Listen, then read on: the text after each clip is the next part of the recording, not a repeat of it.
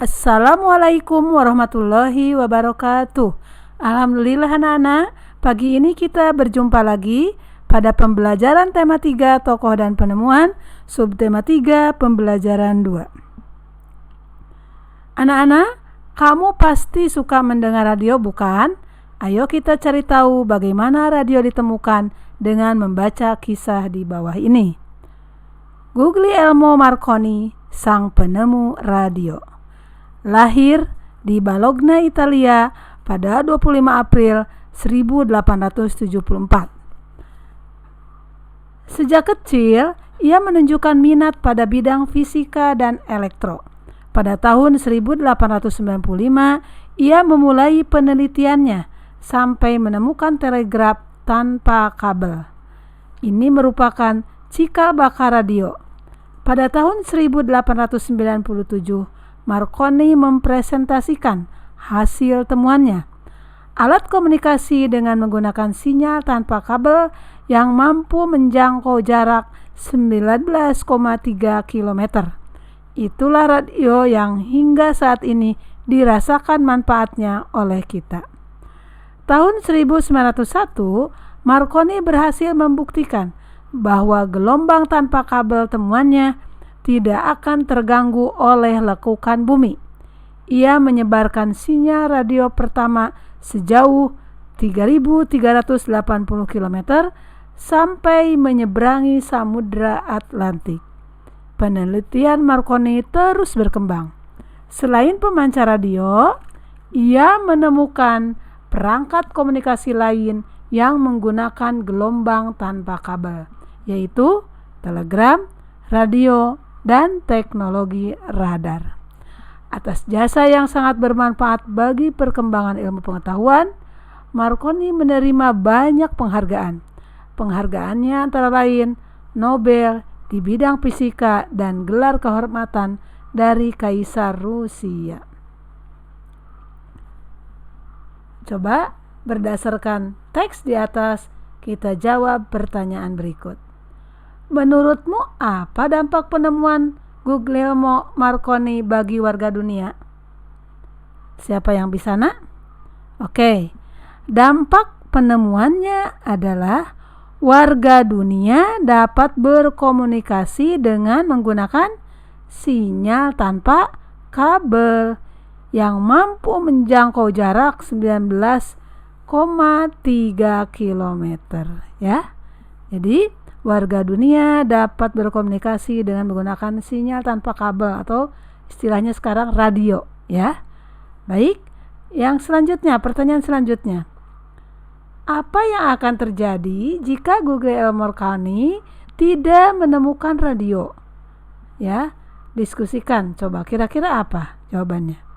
Ya, jika tidak menemukan radio Guglielmo Marconi, warga dunia tidak dapat berkomunikasi jarak jauh, ya, yaitu komunikasi jarak jauhnya yang menggunakan perangkat komunikasi gelombang tanpa kabel seperti telegram, radio, dan teknologi radar tidak bisa terlaksana, ya.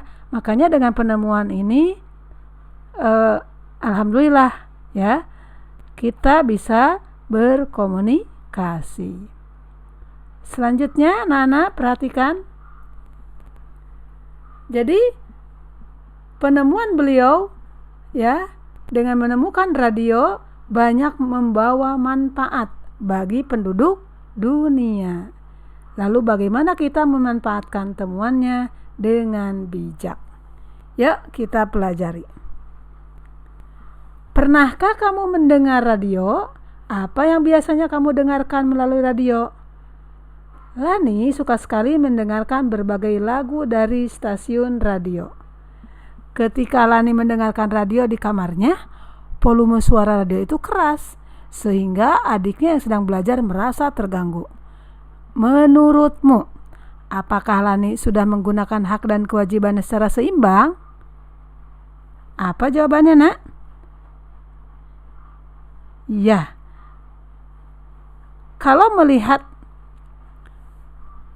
bacaan tadi, berarti Lani belum bisa menggunakan hak dan kewajibannya secara seimbang, ya. Karena apa? Lani berhak mendengarkan lagu dari radio, tapi Lani tidak memikirkan kewajiban adiknya, yaitu apa adiknya?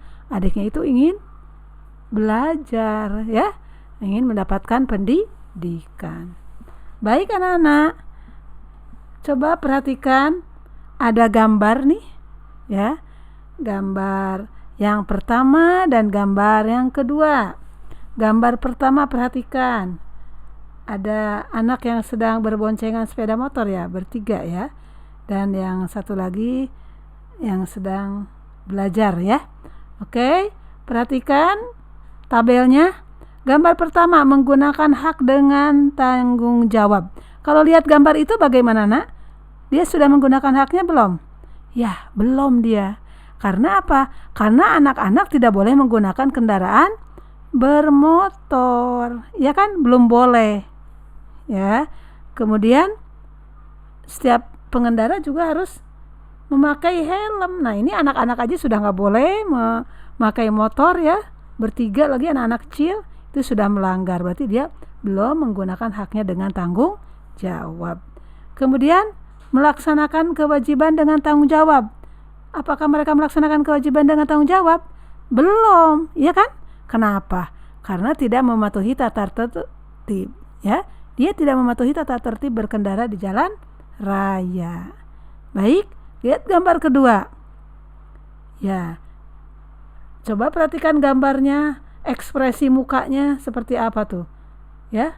Nah, menggunakan hak dengan tanggung jawab. Sudah belum kira-kira nak? Belum. Lihat dari ekspresinya dia belum. Kenapa? Ya mungkin dia nilainya kurang bagus ya. Jadi dia kelihatan wajahnya kecewa, mencontek dia. Ya kan? Dia mencontek. Kalau dia ingin mendapatkan nilai yang bagus, dia harus belajar, bukan mencontek, ya. Karena untuk mendapatkan nilai yang bagus harusnya dia itu belajar dengan rajin, bukan dengan cara mencontek. Dia ngintip tuh, lihat. Ya kan? Dia nyontek, nggak boleh itu. Kemudian melaksanakan kewajiban dengan tanggung jawab. Sudah belum dia? Gambar yang kedua tuh. Belum. Karena setiap pelajar memiliki kewajiban belajar dan mematuhi tata tertib sekolah, ya. Nah, dia belum. Karena apa, nak? Mencontek itu merupakan sikap yang tidak bertanggung jawab. Oke, anak-anak. Lanjut. Pertanyaan selanjutnya. Mengapa kita harus melaksanakan hak dan kewajiban dengan tanggung jawab? Kenapa, nak? Kenapa? Karena hak yang kita miliki terhadap hak orang lain yang wajib dihargai juga, ya. Jadi kita harus seimbang nih, hak kita juga dapat, kewajiban juga, ya.